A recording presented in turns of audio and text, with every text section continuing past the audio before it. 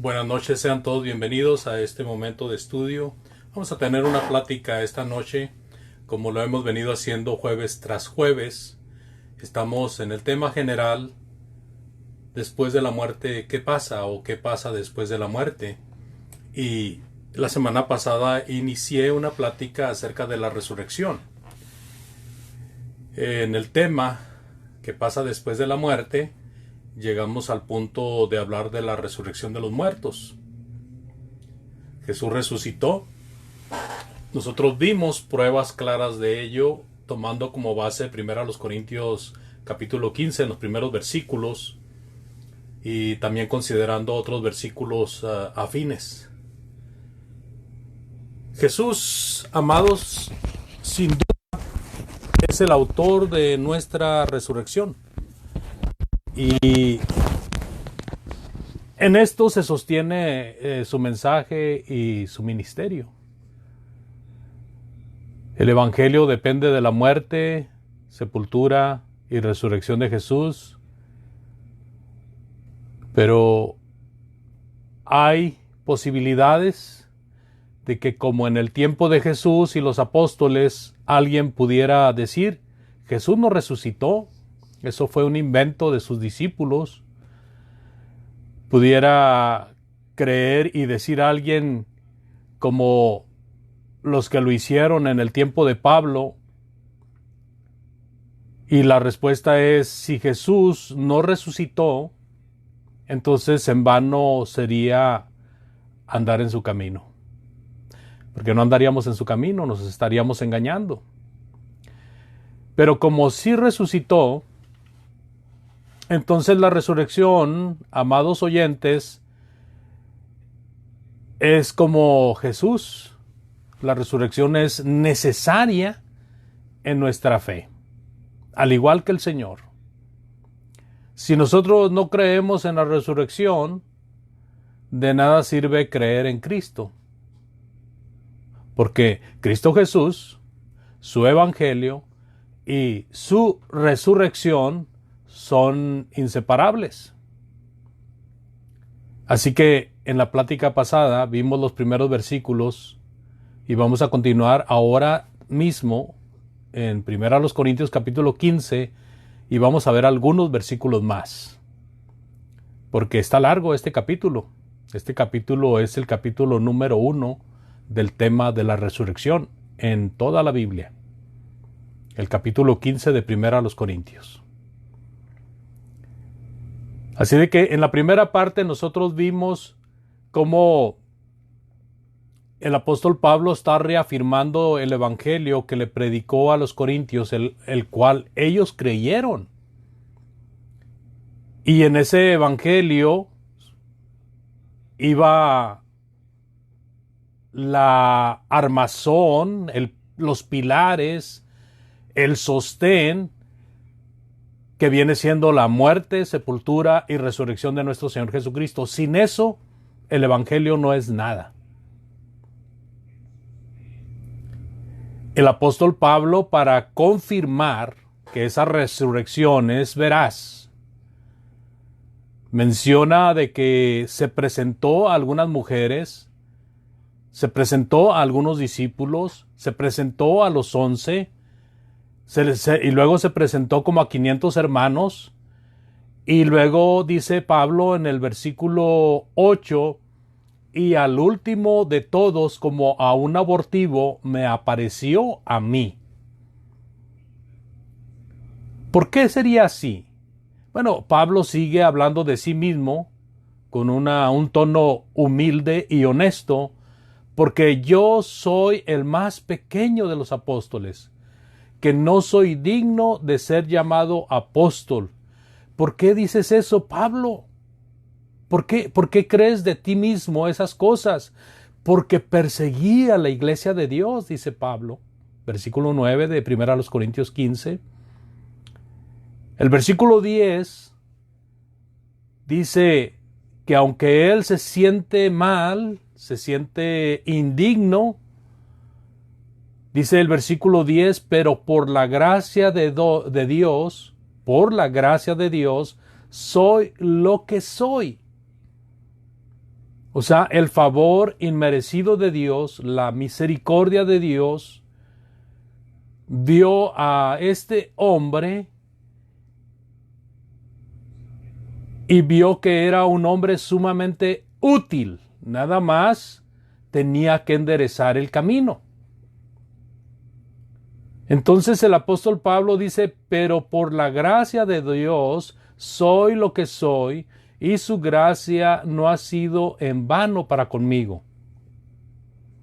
Antes he trabajado más que todos ellos, refiriéndose a los testigos que él mencionó en los versículos anteriores, en la lección pasada, especialmente a los 11 apóstoles.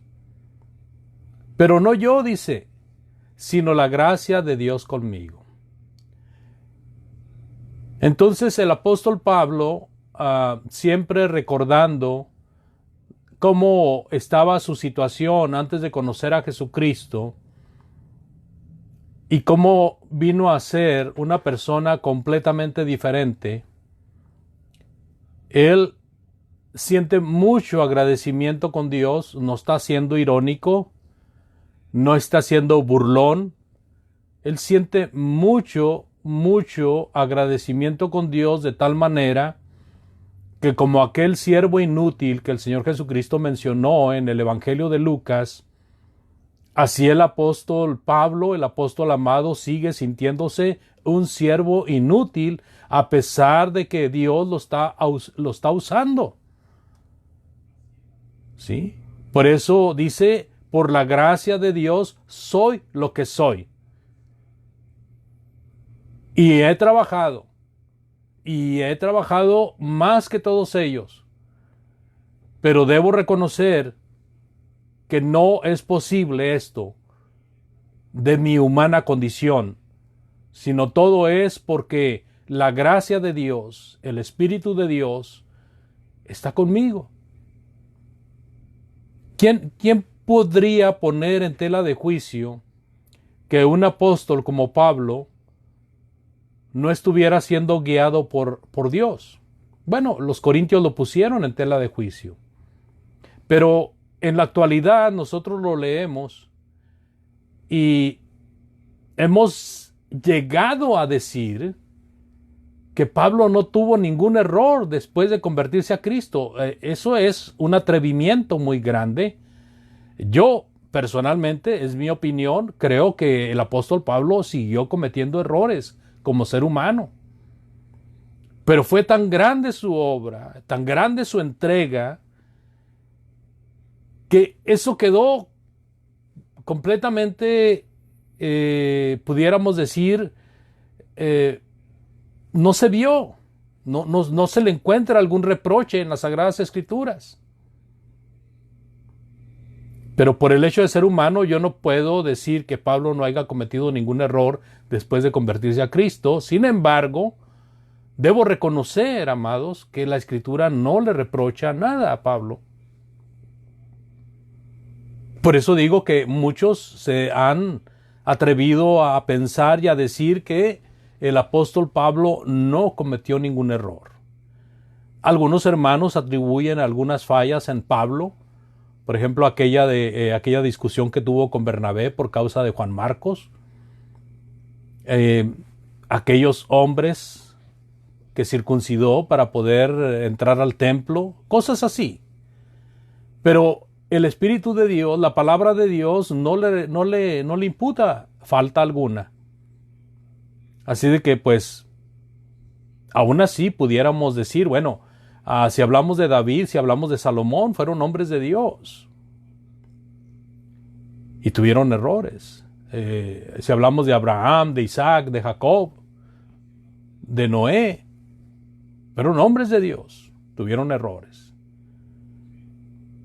Pero aquí lo importante es que el camino de ellos se destacó por el servicio a Dios y no porque fueran falsos hermanos o porque fueran falsos fieles, falsas personas diciéndose personas de Dios. El punto en sí, hermanos, es que el ser humano siempre debe de tener la honestidad y la humildad para reconocer que es Dios actuando en uno, pero ojo, mucho ojo, porque luego viene el diablo y nos dice, es Dios actuando en ti aunque estés haciendo algo malo. Esto tiene que ir todo de acuerdo a la voluntad de Dios. Si se está haciendo la voluntad de Dios, amados, si no se está mintiendo, si no se está violando mandamientos de Dios por hacer las cosas de Dios, adelante.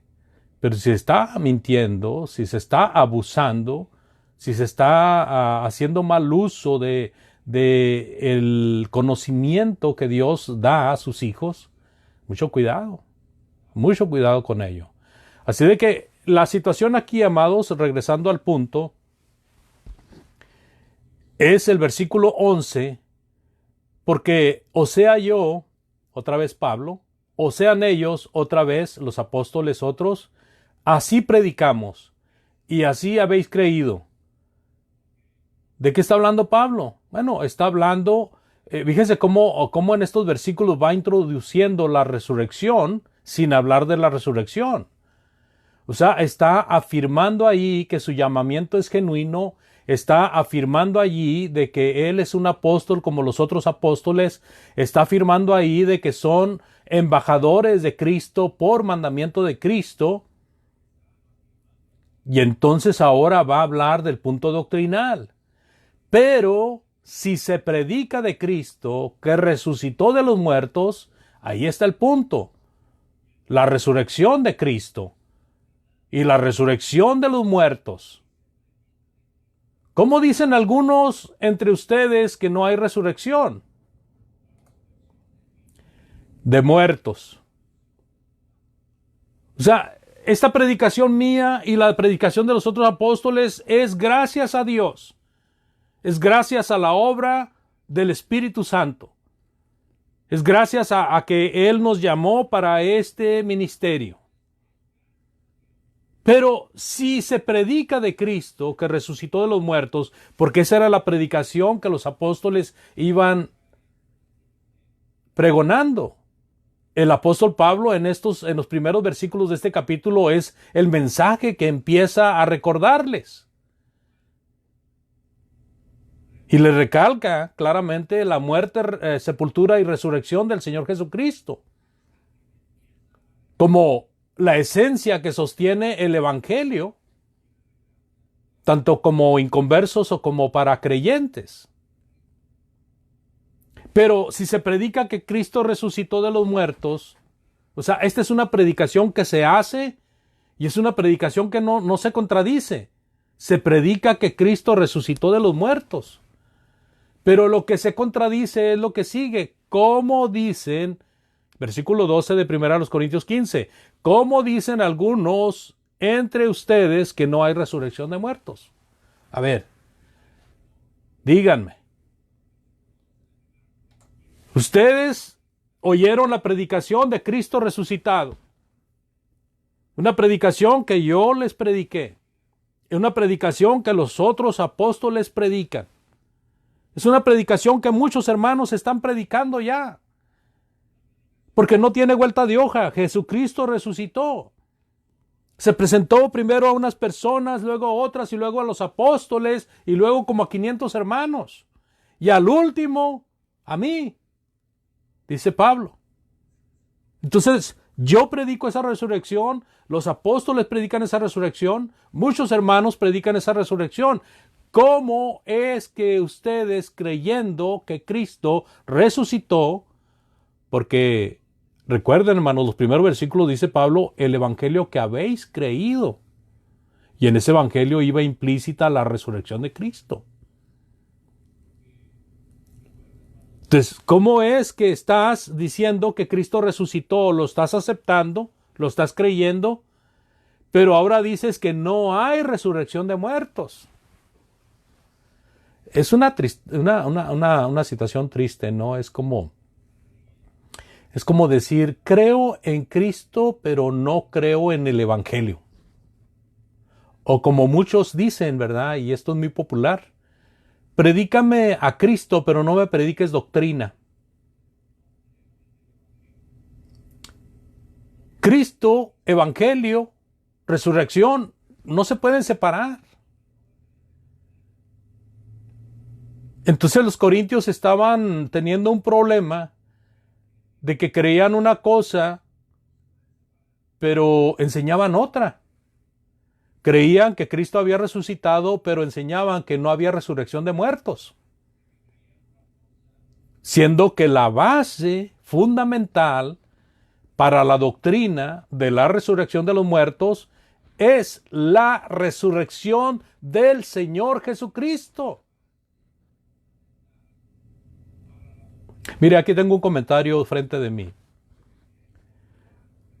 Este comentario dice de la siguiente manera: los cristianos de Corinto creían en la resurrección de Cristo. No obstante, algunos tenían cierta dificultad para aceptar y entender la resurrección de los creyentes. Esta confusión era en parte resultado de sus experiencias anteriores con filosofías y religiones paganas. Una creencia básica de esas filosofías griegas antiguas era el dualismo. El dualismo, el cual enseñaba que todo lo físico era malo en sí mismo, a tal extremo que la idea de un cuerpo resucitado era irracional y repugnante para un practicante del dualismo. Además, es posible que algunos judíos en la iglesia de Corinto hubieran sido influenciados en el pasado por los saduceos, quienes no creían en la resurrección, aunque es enseñada aún en el Antiguo Testamento. John F. MacArthur. Buen comentario, me parece muy buen comentario. Los corintios tenían esta dificultad porque posiblemente todavía estaban influenciados por las filosofías. Si había creencias diversas, era precisamente entre los filósofos griegos, en Atenas, en Corinto. Mucha influencia de ellos. Mucha influencia de ellos. Ellos enseñaban, los filósofos, que un cuerpo físico no podía ser un cuerpo glorificado. Era algo aberrante, era algo repugnoso. Pero es que ellos ignoraban o querían ignorar el hecho de que este cuerpo físico va a sufrir una transformación por el poder de Dios. Eso lo ignoraban o no lo creían. Ahora, por otra parte, los saduceos que son mencionados aquí por J. F. MacArthur, sabemos que los saduceos tuvieron enfrentamientos con Jesús varias ocasiones, si no es que muchas ocasiones. Y en 2 o 3 ocasiones nos toca ver en los evangelios enfrentamientos por causa de la resurrección. Porque los saduceos no creen en la resurrección de los muertos, no creían en la resurrección de los muertos. Otra creencia muy característica de los saduceos es el hecho de tener como palabra de Dios solamente los 5 primeros libros de la Biblia que nosotros tenemos hoy. Esos 5 primeros libros son los que fueron escritos por Moisés y son conocidos como el Pentateuco. Estos libros son conocidos entre los judíos, entre los saduceos, como los libros de la ley, como los libros que se deben de seguir al pie de la letra. Y lo curioso del caso, amados hermanos, es que en esos libros se enseña la resurrección. No esté esperando usted que le dé libro, capítulo y versículo de alguna vez que se mencionó la resurrección en esos libros.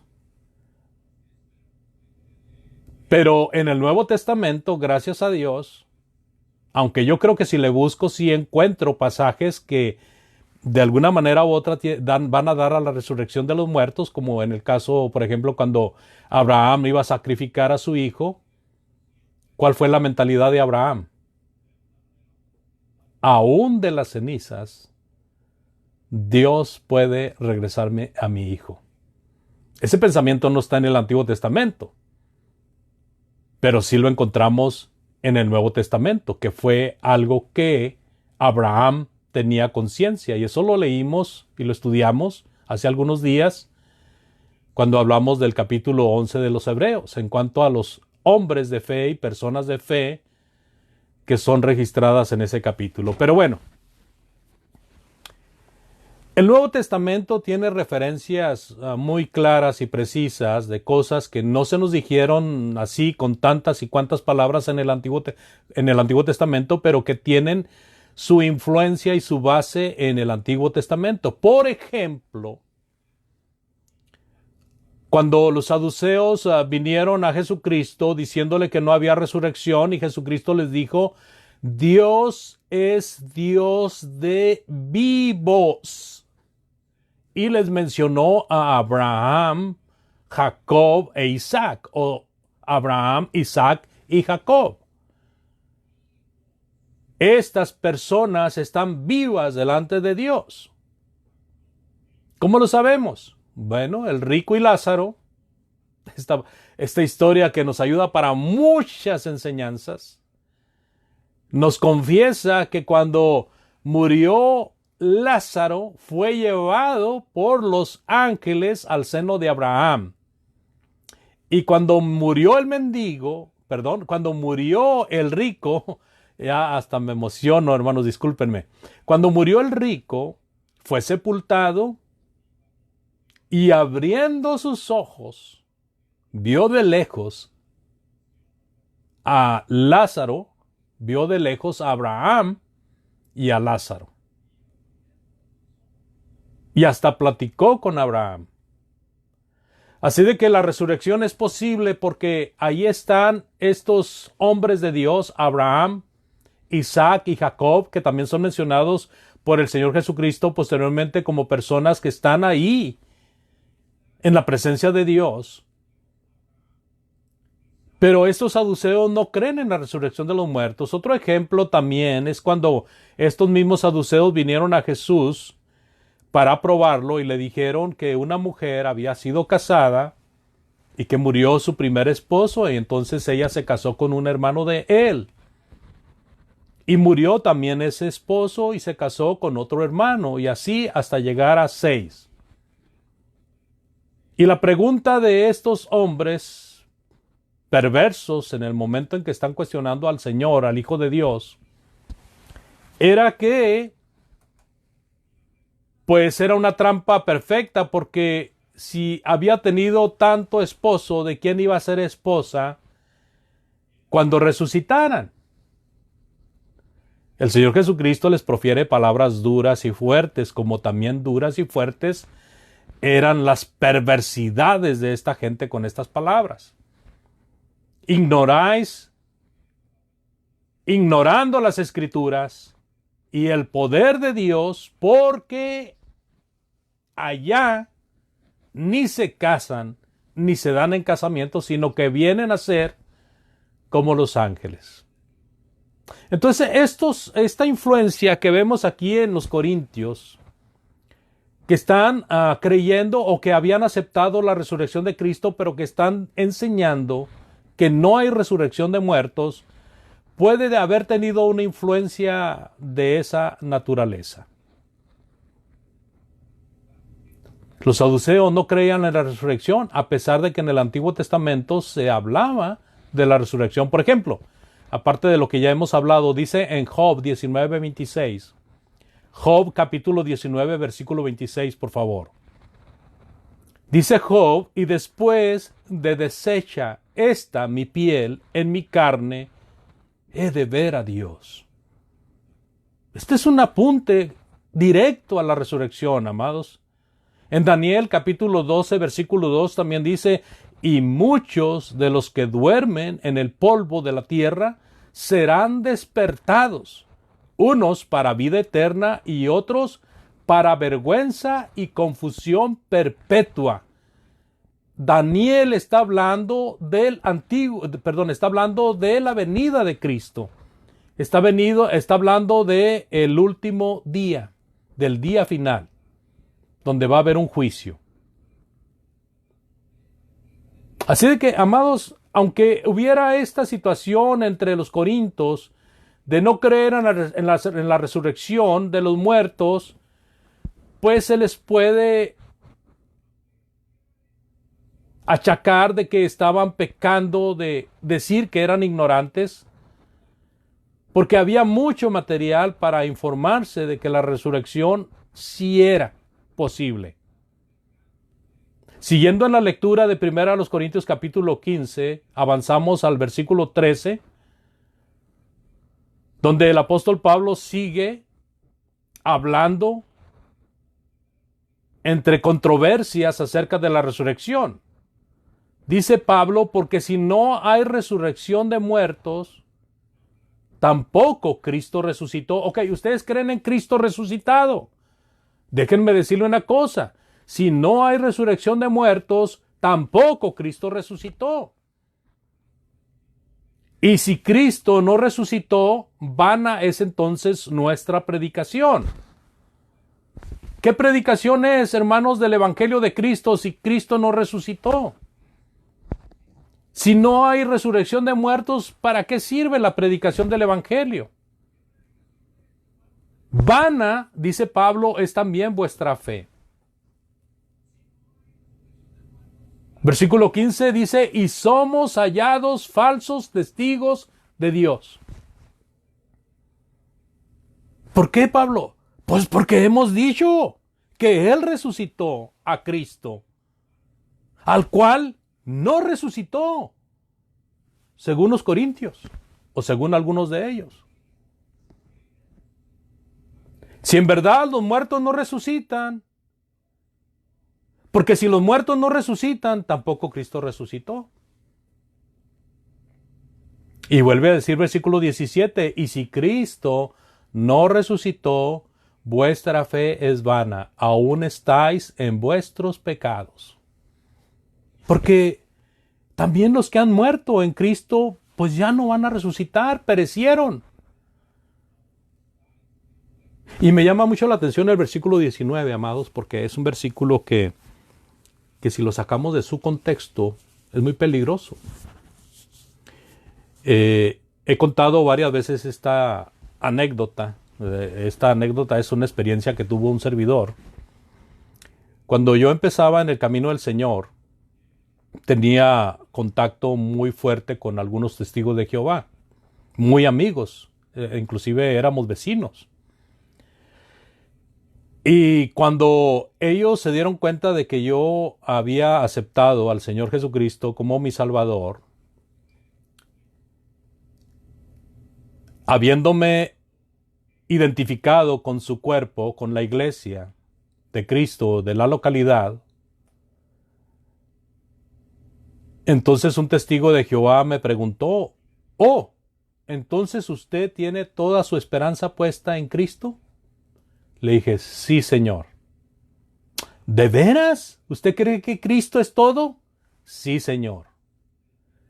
Y entonces me dijo, ¿me puede leer 1 Corintios capítulo 15, versículo 19? Le dije, sí, ¿cómo no? Y leí este versículo, hermanos, que dice, si en esta vida solamente esperamos en Cristo, somos los más dignos de conmiseración de todos los hombres.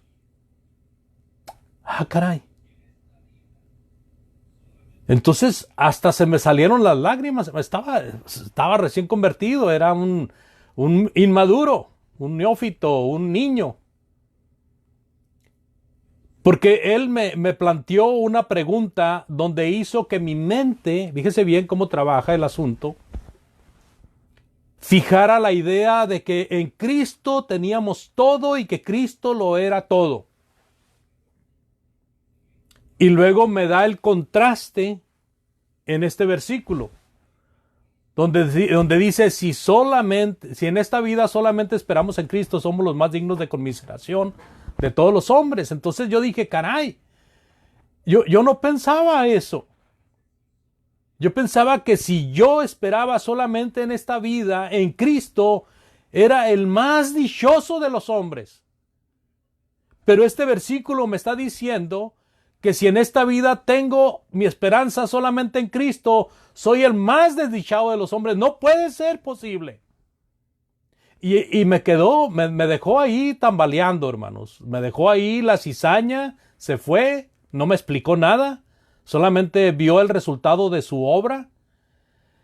Y lo que hice yo fue empezar a preguntar, ¿por qué? ¿Por qué dice esto aquí? Y se está enseñando que Cristo es todo en nuestra vida. ¿Por qué se está enseñando esto aquí en Corintios? Y entonces un hermano, ¿verdad? Me dijo, hermano Andrés, lea con mucho cuidado todo el contexto.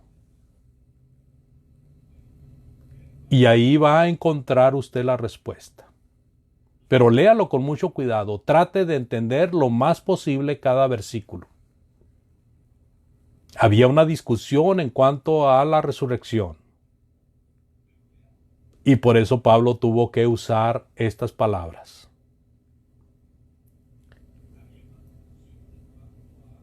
Y es que el punto aquí, amados, es como mencionaba yo, de que si los corintios creían que no había resurrección de muertos, entonces es comparativo a aquellos que quieren que les prediquemos a Cristo, pero que no les prediquemos doctrina. ¿Sí me explico? Entonces yo entendí, cuando leí el contexto y traté de entenderlo lo más posible, aunque en aquel momento era un poco difícil, me faltaba mucho por andar y no había oído mucho en sí de temas tan profundos. Había oído mucho tema muy superficial. Y entonces el versículo 19, amados, simple y sencillamente está enseñándonos que creemos en Cristo y en su resurrección. Por lo tanto, debemos de creer en la resurrección de los muertos. Porque si solamente creemos en Cristo y no creemos en lo demás, somos los más dignos de que se nos tenga lástima. ¿Sí? Entonces el versículo 20 dice, mas ahora Cristo ha resucitado de los muertos. Ahí está la resurrección de los muertos. Él es primicias de los que durmieron. Dice, primicias de los que durmieron es hecho. Porque por cuanto la muerte entró por un hombre, también por un hombre la resurrección de los muertos. O sea, ¿por quién entró la muerte? ¿Por qué la muerte vino a tener vigencia o vino a tener acción en la vida del ser humano? Por el pecado de un hombre, Adán. Y entonces dice que así también, por un hombre, viene la vida eterna, la resurrección de los muertos, la revivificación, o se me traba, no es la lengua, son los labios, vivificación. Porque así como en Adán todos mueren, también en Cristo todos serán vivificados. ¿Se fija? Pero cada uno en su debido orden. Cristo primero, Cristo en las primicias, luego los que son de Cristo en su venida. Así que, amados, espero que esta lectura y esta breve explicación haya ayudado más a nuestros sentidos, a nuestra mente y corazón, para comprender más acerca de la resurrección de los muertos. Tengo dos pasajes más que quiero compartirles. Uno de ellos está en Juan capítulo 5, versículo 28 y 29, que dice, no os maravilléis de esto, porque vendrá hora cuando todos los que están en los sepulcros oirán su voz, y los que hicieron lo bueno saldrán a resurrección de vida, mas los que hicieron lo malo a resurrección de condenación. Así que ahí está la palabra de Dios, nuestro Señor Jesucristo hablando acerca de la resurrección de los muertos. Dice en 2 Corintios 5:10, el apóstol Pablo, pero ya en la segunda carta, porque es necesario que todos nosotros comparezcamos ante el tribunal de Cristo, para que cada uno reciba según lo que haya hecho mientras estaba en el cuerpo, sea bueno o sea malo. Amados, muchas gracias por su atención. No hemos terminado. Continuaremos todavía con el capítulo 15 de 1 Corintios hasta que terminemos con él, porque todo el capítulo nos habla de la resurrección en diferentes preguntas. Aquí esta pregunta: si Cristo no resucitó, entonces los muertos tampoco resucitarán. Pero si Cristo resucitó, los muertos van a resucitar. Pero hay otras preguntas que hacen ahí los corintios, o que Pablo responde a los corintios. Y eso es muy bueno que lo tengamos en mente para la siguiente ocasión. En este momento yo le pregunto, amado amigo que está escuchando este mensaje, ¿usted ha oído lo suficiente como para creer que Cristo resucitó? Y que usted puede resucitar también en el día del juicio final para ser honrado, para ser glorificado, llevado a la presencia de Dios al cielo. Si usted cree que Cristo murió para que eso fuera posible y usted quiere venir a Cristo, usted necesita arrepentirse y bautizarse para perdón de pecados. Y de esa manera permitirá que Dios esté con usted caminando y ayudándole en la enseñanza. Amado hermano o hermana, si usted al oír este mensaje comprende de que ha estado mal con Dios, posiblemente este mensaje solamente se sume a otra serie de mensajes que usted haya escuchado de otras personas, de otros hermanos, y llega a este entendimiento de que usted le está fallando a Dios, es un buen momento para hacer arreglos. Yo no dudo que cerca de usted haya algún hermano o hermana o algunos hermanos con los cuales pueda comunicarse. Pero si acaso ese fuera el caso de que no tuviera con quién, por favor, mándeme un mensaje como lo han hecho algunas personas que gracias a Dios hemos podido ayudar. Yo le invito a que incline su rostro y que conmigo haga oración para darle gracias a Dios por este momento. Y si tiene alguna pregunta o comentario, por favor, hágamelo saber en los comentarios. Dios les bendiga y muchas gracias por su atención. Oramos y estamos despedidos. Padre eterno y poderoso, agradecemos tus bendiciones, tu amor, tu misericordia, el privilegio que nos has dado de poder gozar, Señor, de este privilegio de llegar a tener la esperanza de la vida eterna por la resurrección de tu amado Hijo, nuestro Señor Jesucristo. Gracias, Señor, porque nos has dado esas bendiciones inmerecidas. Rogamos que bendigas a aquellos que escuchan tu palabra, aquellos que necesitan venir a ti. Ayúdale, Señor, para que lo hagan, para que comprendan y sean humildes y lo acepten. Sé con aquellos que están enfermos, Señor, y que están padeciendo ya sea por este virus maligno o por aquellas otras enfermedades también que hay en esta vida. Por favor, ayúdales y especialmente a aquellos que claman a ti, bendito Dios. Da consuelo, Padre, da fortaleza a aquellos que claman por ayuda, Señor, debido a la pérdida de algún ser querido. Ayúdanos, Señor, a estar siempre avispados en tu bendita palabra y también danos sabiduría para siempre contender eficazmente por la fe que una vez ha sido dada. Gracias, Señor, en el bendito y santo nombre de Jesucristo, nuestro Salvador. Amén. Dios les bendiga y muchas gracias, amados. Hasta la próxima.